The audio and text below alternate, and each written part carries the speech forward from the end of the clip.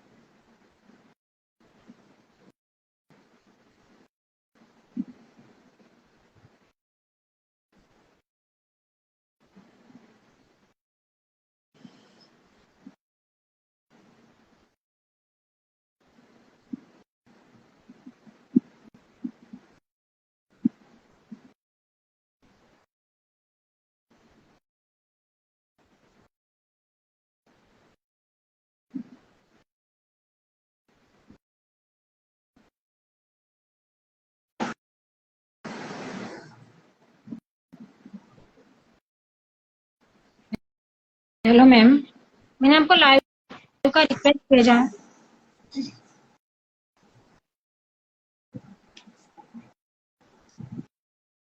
Hello, आप ना थोड़े ऐसे सीधा नहीं हो सकता आपका? सीधा कैमरा सीधा कर ऐसे। बस हो जाए, हो गया। वेलकम, कैसे हो आप? ठीक है। तो स्वागत है आपका इस इंस्टाग्राम लाइव पे।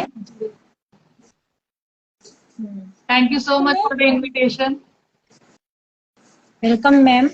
हमारा फर्जी है कि हम एजुकेशन सिस्टम में थोड़ा देखना चाहते हैं कि आज आपके जैसे इनोवेटिव लोगों की जरूरत है, तो हमें तो ये करना ही था। तो मैम, आप एक प्रिंसिपल है, तो वो जर्नी कैसे स्टार्ट हुई वो हमें जानना है। जी, सबसे पहले तो मेरी छोटी उम्र में ही शादी हो गई थी। I was only 18 years that time. तो उसके बाद मेरा एजुकेशन सिर्फ इंटरमीडिएट तक को बताना चाहती हूँ, क्योंकि उस टाइम में सिर्फ जब मेरी शादी हुई थी तो मैंने सिर्फ इंटरमीडिएट ही पास किया था जस्ट। उसके बाद फिर अच्छा। शादी के बाद 7 इयर्स तो एजुकेशन पे स्टॉप लग गया था। तो इसी दौरान हम्म। मेरे बच्चे हुए, 2 बेटे हुए, तो पालन पोषण करना, अच्छा। घर संभालना। मेरी मदर इन लॉ भी वर्किंग है, तो घर में सारे कोई एक तरह से वर्किंग थे, तो मैं घर में अकेली रहती थी 2 बच्चों के साथ। तो हम्म। हम्म। की आवाज कट रही है मैम।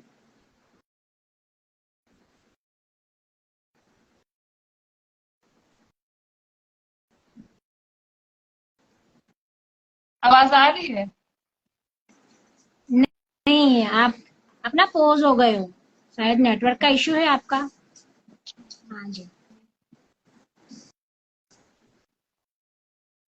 आपको मैं सुन हाँ जी, पा अभी रही हूँ आप। मेरी आवाज? हाँ, आ रही है अभी?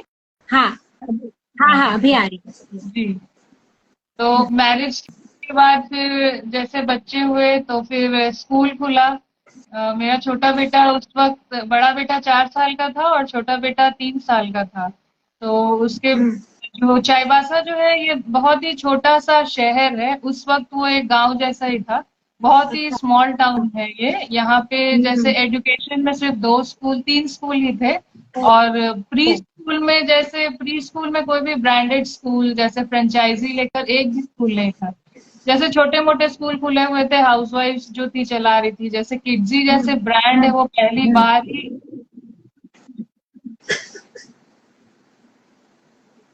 तो इसीलिए उन्होंने यहाँ पर किड्जी का लॉन्च किया। तो शुरू शुरू में तो बहुत आपकी सारे आवाज मैम कट रही।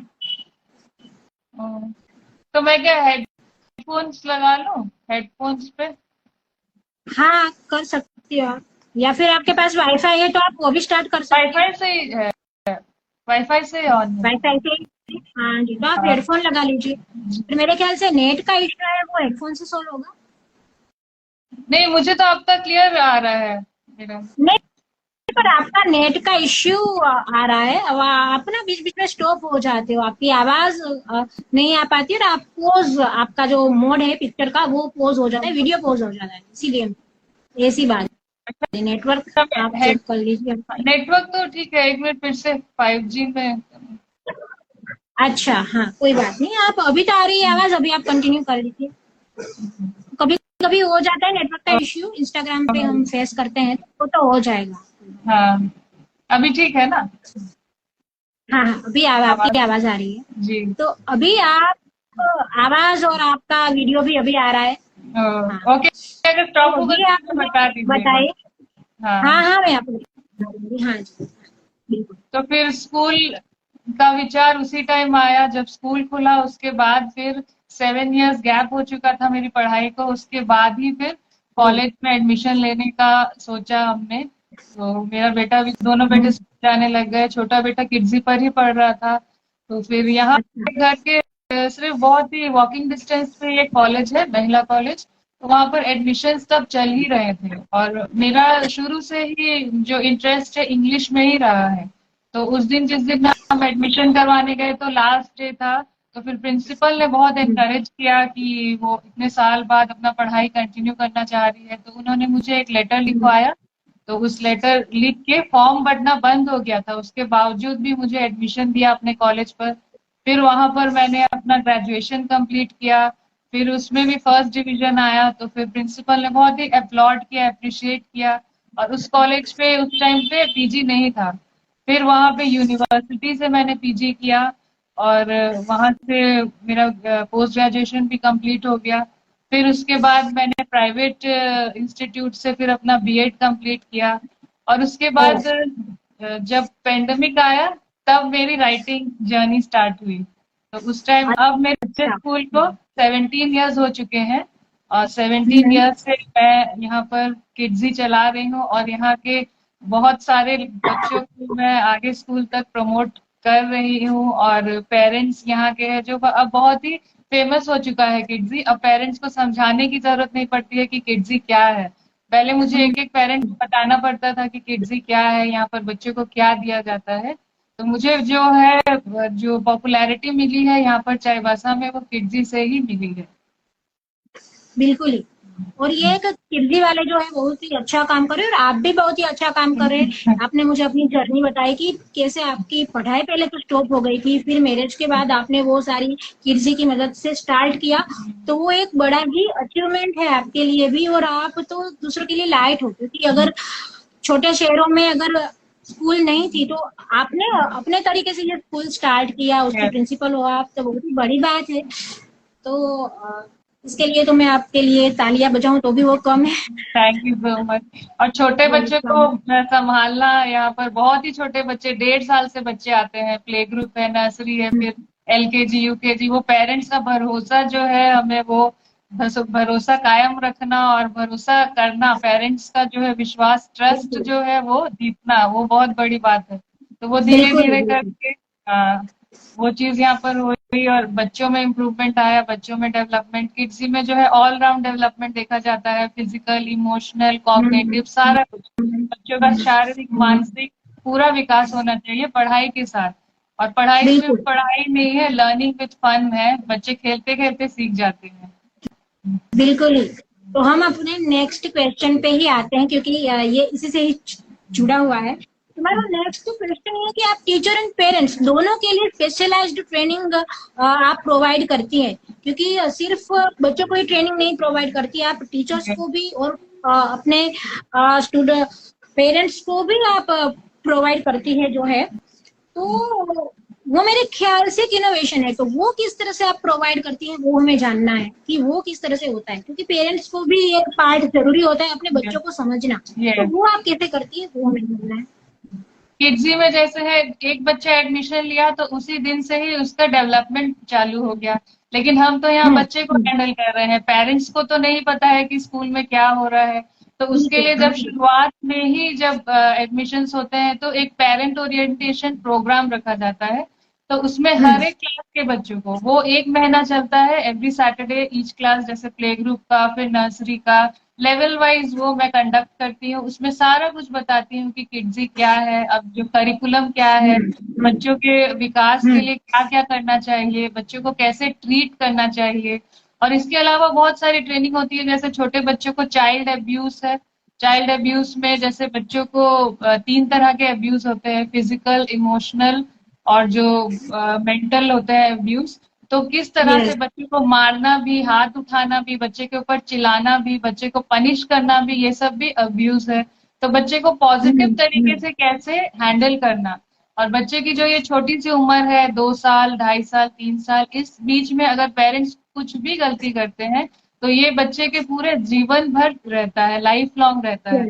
तो इसीलिए इस ट्रेनिंग के दौरान पेरेंट्स को बताया जाता है कि बच्चे के साथ ज्यादा एग्रेसिव ना हो, अपने बच्चे के साथ टाइम स्पेंड करें। और बहुत सारी और फिर ट्रेनिंग होती है, जैसे चाइल्ड सेफ्टी है, वो अब आजकल के जमाने में बहुत ही जरूरी है, गुड टच, बैड टच, उसके बारे में मैं बच्चों को ट्रेन करती हूँ क्लास में जा जाके, ये ट्रेनिंग सेशंस रखे जाते हैं। फिर फायर सेफ्टी है, फिर अर्थक्वेक सेफ्टी है, फिर मॉक ड्रिल्स है, टीचर्स को पहले ट्रेन किया जाता है अच्छे से कि ताकि टीचर्स भी इस तरह की बीच बीच में ट्रेनिंग्स रखी जाती हैं। फिर फोनिक अवेयरनेस प्रोग्राम है, फोनिक्स कैसे बच्चों को पढ़ाना है, ABCD, सिर्फ A for apple, B for ball नहीं, उसे फोनिक्स के से कैसे पढ़ाना है, ए का साउंड जैसे ए है, ए से एप्पल, ताकि बच्चे का प्रोनाउंसिएशन जो है वो एकदम ही करेक्ट हो। तो इस तरह की ट्रेनिंग देती रहती हूँ, और टीचर्स को भी ट्रेन करती हूँ ताकि आगे भी उनका पेशेंस लेवल बना रहे, बच्चों के साथ कैसे पेशेंट रहना है। और जो हमारी अटेंडेंस है, जो बच्चों को संभालती हैं, आया है, उन सबको भी ट्रेन करती हूँ कि कैसे बच्चों के साथ तमीज से पेश आना है, बैड वर्ड्स नहीं यूज करना है, अब्यूजिव लैंग्वेज, जितना भी गुस्सा है, गुस्सा कैसे कंट्रोल करना है। आखिर बच्चे छोटे हैं, बच्चे जिद करेंगे, गुस्सा तो आ ही जाता है ह्यूमंस यस। पे, तो कैसे कंट्रोल करना है, वही है, वही सब के बारे में मैं बताती हूँ सबको।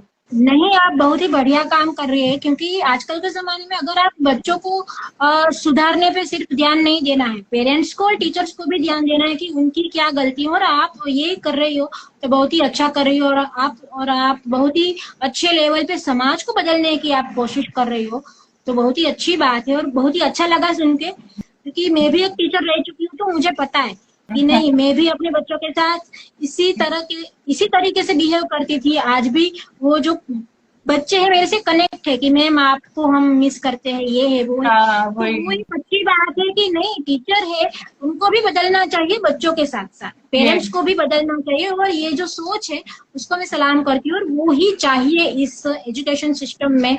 और वो चेंज अगर आप ले आई हैं तो बहुत ही बढ़िया बात है। और आपके 3 रिसर्च पेपर इंटरनेशनल कॉन्फ्रेंस में आए हैं, तो वो एक बहुत ही बड़ी बात है। इसके लिए कॉन्ग्रेचुलेट करना चाहूंगी आपको। और उसमें वेलकम मैम। और उसमें से एक जो रिसर्च पेपर है वो तो एक चैप्टर भी आया है, तो वो क्या है? एक बुक में चैप्टर भी पढ़ाया जाता है, तो वो क्या नाम है, किस टाइटल से पढ़ाया जाता है, वो आप हमें बताइए प्लीज। जैसे हम रिसर्च करते हैं डॉक्टरेट की डिग्री, जैसे मैंने 4 साल में पूरा अपना लगन सब कुछ देकर 4 साल में कंप्लीट कर लिया अपना, मुझे 4 साल के अंदर में ही डॉक्टरेट डिग्री मिल गई। तो उसमें क्या होता है, 2 कॉन्फ्रेंस और 2 रिसर्च पेपर पब्लिश करने पड़ते हैं। तो रिसर्च पेपर जैसे वो टॉपिक से रिलेटेड होता है, तो मेरी टॉपिक आर के नारायण थी, translucent art of storytelling in the novels of R K Narayan. तो आर के नारायण से रिलेटेड ही मैंने 4 रिसर्च पेपर्स लिखे हैं। तो एक रिसर्च पेपर जो है वो साउथ एशियन लिटरेचर है, उसमें वो जो है ऐड हुआ था। तो वो बुक में सारे जो रिसर्चर्स होते हैं उनके पेपर्स से वो बुक कंपाइलेशन होती है, एक कलेक्शन होती है, तो वो बुक वो बनी छपी थी।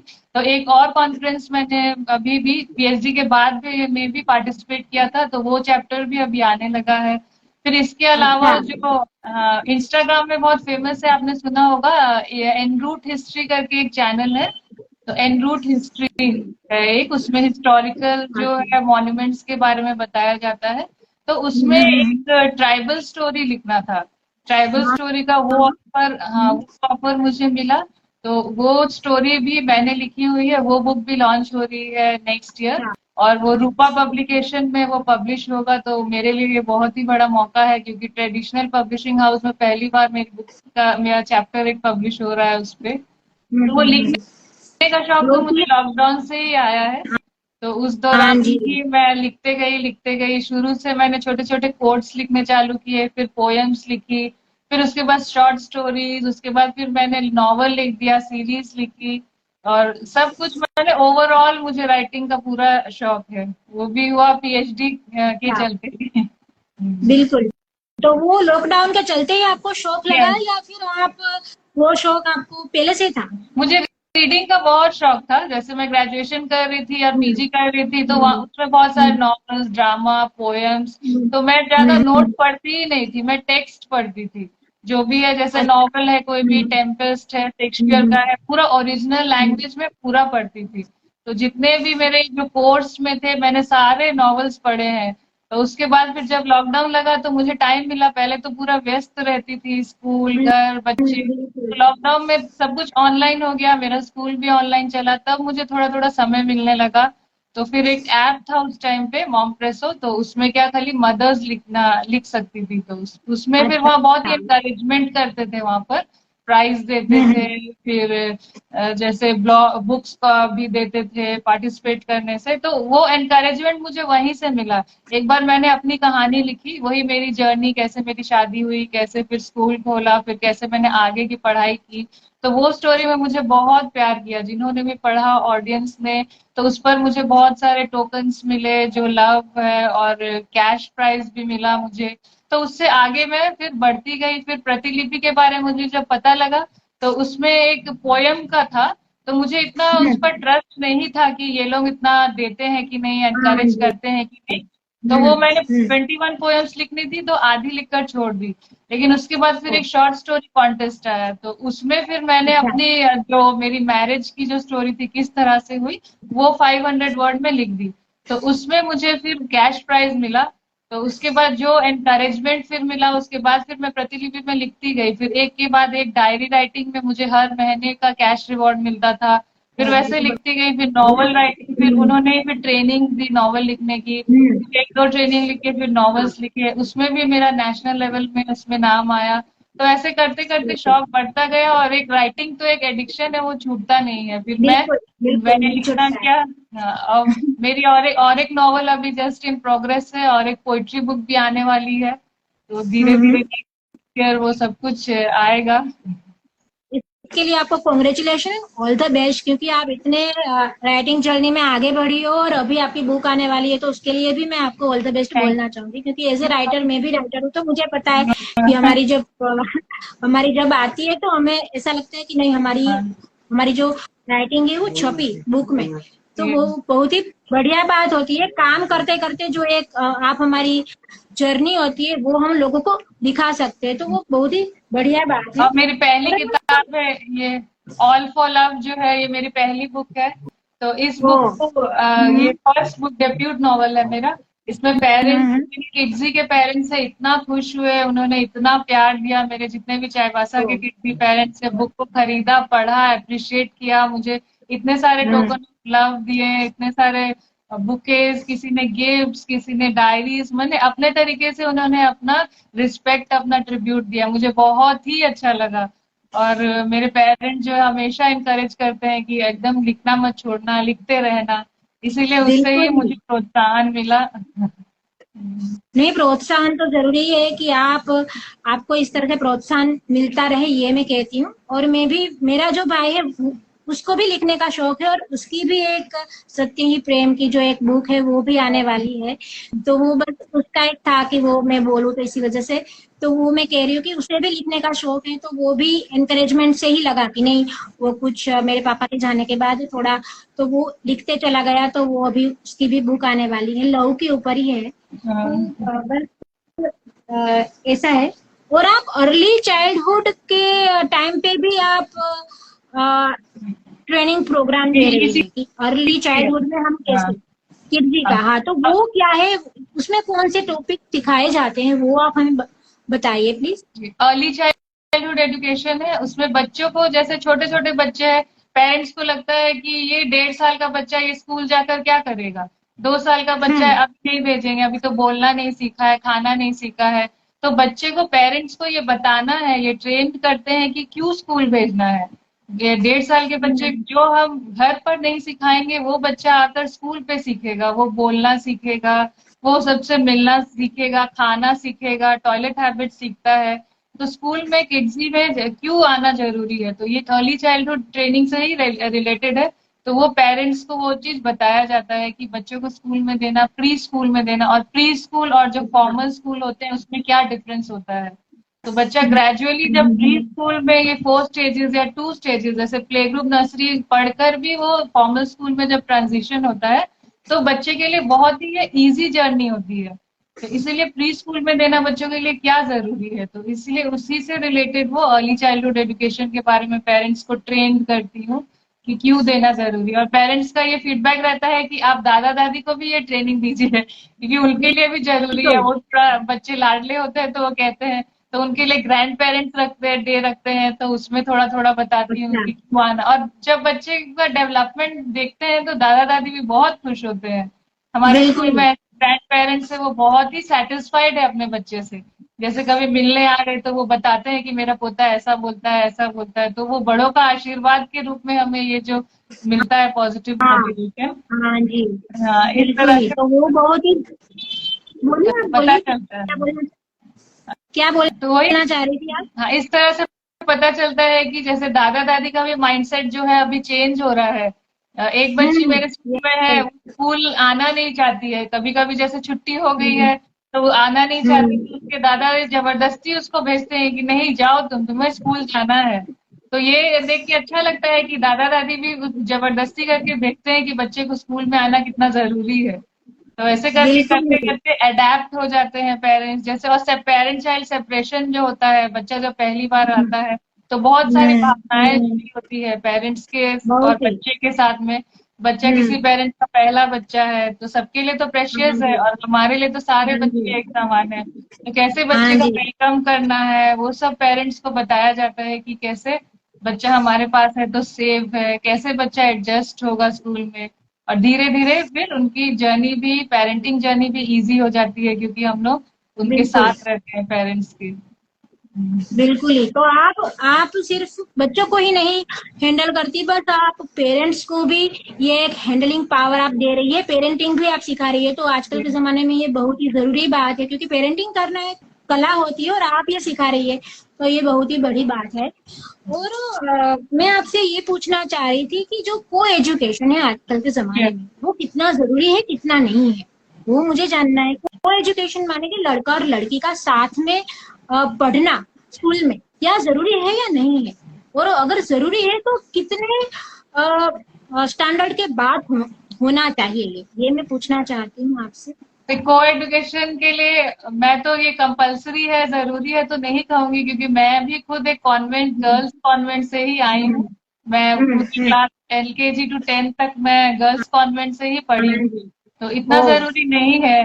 तो लेकिन ये है आजकल के जमाने में जैसा देखा जाए तो फिर को एजुकेशन कंपलसरी बहुत जरूरी नहीं है, लेकिन एक अच्छी बात है, एक बच्चों को एक अच्छा एनवायरनमेंट मिलता है। और यहाँ मेरे चाईबासा में तो सारे स्कूल कोएड ही है, ये गर्ल्स और बॉयज की अलग है ही नहीं। और जिस स्कूल में मैं पहले पढ़ रही थी कॉन्वेंट में, वो भी अब को एजुकेशन दे रहा है, और उसके बगल में पहले बॉयज गर्ल्स का अलग अलग था, अब क्या है कि दोनों स्कूल जो है वो कोएड हो गए हैं। तो इसमें यही देखा जाता है कि अभी की जो मॉडर्न जनरेशन है वो पेरेंट्स कोएड को ही प्रेफर करते हैं ज्यादा। तो इसमें कोई दिक्कत नहीं है कि बच्चे जैसे गर्ल्स और बॉयज को ऐसा नहीं है कि डिफरेंटली ट्रीट किया जाता है। तो उनके लिए शायद बैठने का सीटिंग सिस्टम या कुछ अलग होता होगा या कुछ होता होगा, वैसे ही मुझे लगता है, क्योंकि मैं तो गर्ल्स कॉन्वेंट से ही हूँ। लेकिन ऐसी बात नहीं है कि अभी भी जैसे जमशेदपुर में देखा जाए तो है, पटना में भी है अलग अलग गर्ल्स के लिए। तो ये जरूरी नहीं है, लेकिन अगर अलग बच्चे अगर अलग भी पढ़ते हैं तो फिर इसमें कोई पढ़ाई पे तो इफेक्ट होता नहीं है, तो होता ये नहीं, कोई कंपल्सरी नहीं है। हाँ, बस फिर भी कॉन्फिडेंस लेवल पे इफेक्ट होता है कि लड़का लड़की अगर साथ में पढ़े हुए होते हैं तो कॉन्फिडेंस लेवल आगे जाके क्या बढ़ता होता है है, जैसे हम उनका। लोग पहले हाँ शाय थे, 10th के बाद तक शाय थे, फिर 11 12 में टेबलेट मिक्स से हुई तो उसमें हम लोग ये कोएड हुआ।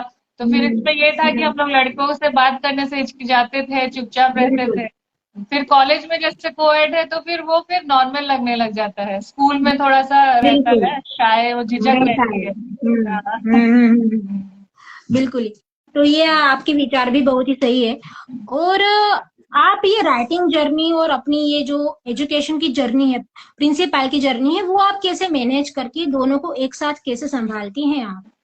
जो मेरा प्ले स्कूल है, जो प्री स्कूल सुबह लग जाता है, वो तो स्कूल टाइमिंग में 8:30 से लेकर 12:30 बजे तक या 1 बजे तक ज्यादा से ज्यादा मैं रहती हूँ स्कूल में। उसके बाद में फिर शाम का जो वक्त है वो मोस्टली मैं दोपहर को ही ज्यादा 1-2 घंटा फिर अपना राइटिंग लिखती हूँ अपना। फिर और जो जो नॉवेल्स वगैरह जो है वो मैं देखते रहती हूँ, कौन सा कंपटीशन अभी चल रहा है, कौन से राइटिंग जो इंस्टा पे कौन कौन से लाइव है, कौन कौन से जो कॉन्टेस्ट होते हैं, इवेंट्स, वो सब देखते रहती हूँ। और मोस्टली मुझे शांत वातावरण में लिखना अच्छा लगता है, तो इसीलिए मैं रात को ही प्रेफर करती हूँ लिखना। और डायरी राइटिंग से बहुत ही जैसे मोटिवेशन और बहुत ही आगे लिखने का जो एक एडिक्शन टाइप का, वो डायरी राइटिंग से डेली का, मेरे स्कूल में कुछ जो हुआ, कुछ भी हुआ मेरे साथ, कोई ऐसा इंसिडेंट हुआ, वो मैं नोट डाउन कर लेती हूँ डायरी में। तो डायरी कॉन्टेस्ट अभी जैसे प्रतिलिपि में नहीं चल रहा है, लेकिन अभी भी मैं डायरी में लिखते रहती हूँ, या कुछ भी अगर हुआ मेरे साथ कोई अच्छा या कोई लाइफ चेंजिंग इंसिडेंट हुआ, कुछ बच्चे ने ऐसा किया, कुछ पेरेंट्स ने किया, तो वो मैं डायरी में लिखते रहती हूँ। और जो नॉवेल्स है वो रात को मैं जैसे चैप्टर वाइज पब्लिश करना पड़ता है, तो 1 चैप्टर 2 चैप्टर करके मैं लिखते रहती हूँ। ये एक राइटिंग इज अ थेरेपी जो है, थेरेपॉटिक है यस, वो, दिमाग बिल्कुल। को शांति मिलती है, और जो दिमाग ध्यान भी जो है वो एक तरफ से राइटिंग पे ही लगा हाँ रहता है, जी। एक तरह की बातें जो है भुलाकर मैं राइटिंग में मगन हो जाती हूँ। हाँ जी, बिल्कुल ही बढ़िया बात है। ये तो एक रिलीज थेरेपी की तरह काम करता है राइटिंग हमारे लिए, तो बहुत ही बड़ी बात है। और आजकल आप देखती है कि फोन फोन का कितना इफेक्ट पड़ रहा है आजकल एजुकेशन सिस्टम पे और बच्चों पे भी, क्योंकि आजकल तो फोन मैं देखती हूँ कि 5 या 7 साल के बच्चों के हाथ में भी फोन है, इससे भी कम के हाथ में फोन है। तो इसका क्या इफेक्ट पड़ता है और हमें किस तरह से फोन को हैंडल करना चाहिए, कि हमें किस तरह से बच्चों को फोन कम देना चाहिए, किस तरह से देना चाहिए, क्या करना चाहिए, ये मैं आपसे पूछना चाहती हूँ। आजकल ये जो एक बहुत ही गैजेट, बड़ी। हाँ ये बहुत बड़ी पेरेंट्स के लिए भी प्रॉब्लम है। पेरेंट्स भी मेरे साथ आते हैं ये क्वेश्चन लेके कि कैसे छुड़ाएं, लेकिन सबसे बड़ा हाँ इसमें जी। रोल जो होता है पेरेंट का ही है। छोटे से बच्चा, छोटा साल का, 1 साल के बच्चे को बच्चा खाना नहीं खा रहा है, मोबाइल दे देते हैं। तो फिर बच्चा जो है खाना खा ले रहा है, पेरेंट्स को खुशी होती है, तो ठीक है, जब जब भी खाना खाएगा तो मोबाइल देंगे। फिर धीरे धीरे वो क्या होता है, ये आदत सी बन जाती है, बच्चा बिना मोबाइल का खाना नहीं खाता है। तो मैं इस मोबाइल यूज के सख्त खिलाफ हूँ कि पेरेंट्स को ही ध्यान देना है कि बच्चे ज्यादा मोबाइल यूज ना करें। अभी कॉमन प्रॉब्लम क्या हो रहा है, जैसे मैं अपने स्कूल में देख रही हूँ, छोटे छोटे बच्चे जो है मोबाइल में रह रहे हैं, कार्टून सुनते हैं और जो सॉन्ग्स है कुछ भी देखते रहते हैं, तो वो म्यूट हो जा रहे हैं, बच्चे बोलना नहीं सीख रहे हैं जल्दी। जैसे मेरे स्कूल में ऐसे 4-5 बच्चे हैं, वो मोबाइल देखते हैं और बोलना एकदम भी बोल नहीं पा रहे हैं। तो उसमें क्या है कि फिर पेरेंट्स को फिर डॉक्टर से कंसल्ट करना पड़ता है। डॉक्टर की यही राय है कि बच्चों को स्कूल में दो, प्री स्कूल में दीजिए, और मोबाइल का यूज बिल्कुल मत कीजिए। टीवी बिल्कुल। भले बच्चे देख सकते हैं 1 घंटे के लिए, हाँ लेकिन जी। मोबाइल का जो प्रभाव है वो बहुत बहुत ही ही बुरा नेगेटिव इफेक्ट्स खराब हो पड़। रहे हैं। और मेरे स्कूल में भी एक बच्चा मैंने देखा है, वो मुंह से कुछ नहीं बोलता है, कुछ भी नहीं, क्लास में स्थिर भी नहीं बैठता है, लेकिन वो क्या करता है, मेरे ऑफिस पे आएगा एक टाइम, सीसीटीवी लगा हुआ है, वो खड़ा होकर सीसीटीवी लगे देखेगा, उसको लगता है सीसीटीवी है। और मोबाइल पड़ा हुआ था, वो मेरा मोबाइल टेबल पे पड़ा हुआ था, और उसने उठाया और उसको स्क्रॉल करने लग गया, उसने कार्टून वाला चैनल निकाला, खुद से निकाला और देखने लग गया। तो मैं हैरान रह गई कि ये बच्चा बोलता नहीं है, ना टॉयलेट पॉटी, ना खाता है, खिलाना पड़ता है, लेकिन मोबाइल तो बहुत अच्छे से यूज कर रहा है। तो ये देख के यही लगता है कि जो बच्चे घर पे इतना एडिक्टेड हो चुके हैं, इसीलिए वो जो है अपना सारा कुछ है, अपना समय मोबाइल में ही पार। पेरेंट्स से फिर पूछे कि बोले कि हाँ वो तो मोबाइल के बिना कुछ करता ही नहीं है, खाता ही नहीं है। तो ये मैं पेरेंट्स को हमेशा बोलती हूँ, जो बच्चे नहीं बोल रहे हैं उनको एक्स्ट्रा एक्टिविटीज में इन्वॉल्व करें। बहुत सारे पजल्स आते हैं बच्चों के लिए, बिल्डिंग टावर्स आते हैं, वो सब बच्चे सॉल्व करेंगे। कलर टैबलेट्स है, वो सब बच्चे सॉल्व करेंगे तो उनका ध्यान क्या है, और जो माइंड है, कंसंट्रेशन पावर बढ़ेगा। Hand to eye hand coordination है, बच्चे जब पजल सॉल्व करते हैं तो ब्रेन डेवलपमेंट होता है। तो मोबाइल नहीं देके ये सब चीजें अगर बच्चे को देंगे तो बच्चे का छोटे से ही ध्यान, क्योंकि बच्चे को क्या पता है मोबाइल क्या होता है, जब हाथ में बच्चा खेल बिल्कुल। रहा है तभी पता चला। तो इसमें सबसे बड़ा रोल पेरेंट का ही है, बच्चे को कैसे रिस्ट्रिक्ट करना है मोबाइल यूज से। हम्म। बिल्कुल ही सही बात बोली आपने कि पेरेंट्स का ही इसमें रोल होता है, क्योंकि बच्चा तो बच्चा है, उसे तो कुछ पता नहीं होता है। तो बहुत ही अच्छी बात कही है आपने, और इसका हमारे जो व्यूअर्स हैं और पॉडकास्ट के जो लिसनर है वो भी फायदा उठाएंगे। और बहुत ही अच्छा आप काम कर रही है। इस एजुकेशन सिस्टम में आप एक रोल मॉडल की तरह है कि आप किस तरह से पेरेंट्स को भी सुधार रही है, और आप टीचर्स को भी आप कह रही है कि इस तरह से आप अपने बच्चों में जो है कि आप चेंजेस ला सकती हैं। तो वो ही एक बड़ी बात है मेरे लिए। और आपके जो इंटरनेशनल कॉन्फ्रेंसेस आपके लिए आपने जो रिसर्च पेपर उसमें डाले, तो वो कैसी फीलिंग थी इंटरनेशनल लेवल पे जो आपकी प्रशंसा की गई, तो वो कैसी फीलिंग थी, वो मैं आपसे जानना चाहती हूँ।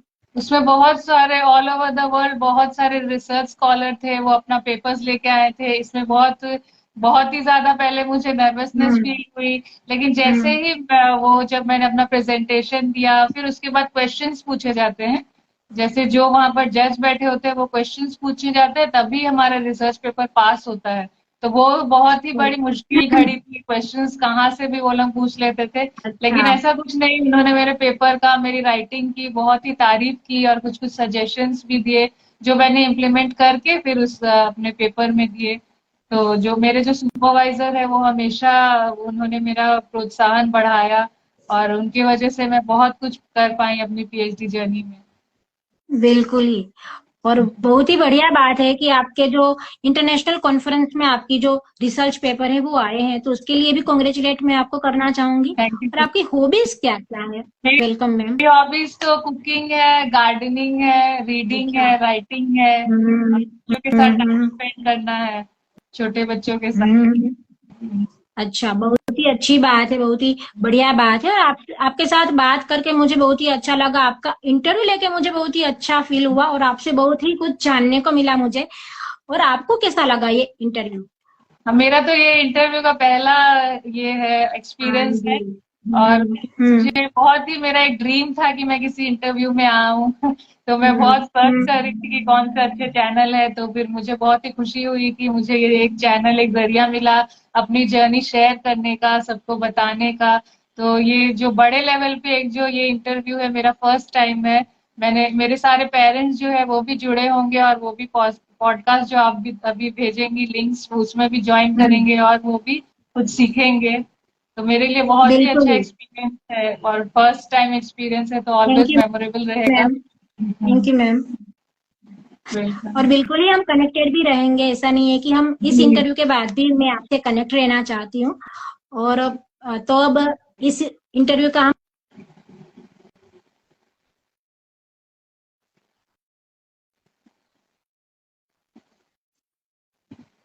मैं हम ये इंटरव्यू का एंड करते हैं अभी। ओके मैम, चलो। Thank you so much. Welcome ma'am. Thank you आपसे ऑल बात फॉर करके ज्वाइनिंग। बहुत ही अच्छा लगा। Yes, thank you all listeners and viewers.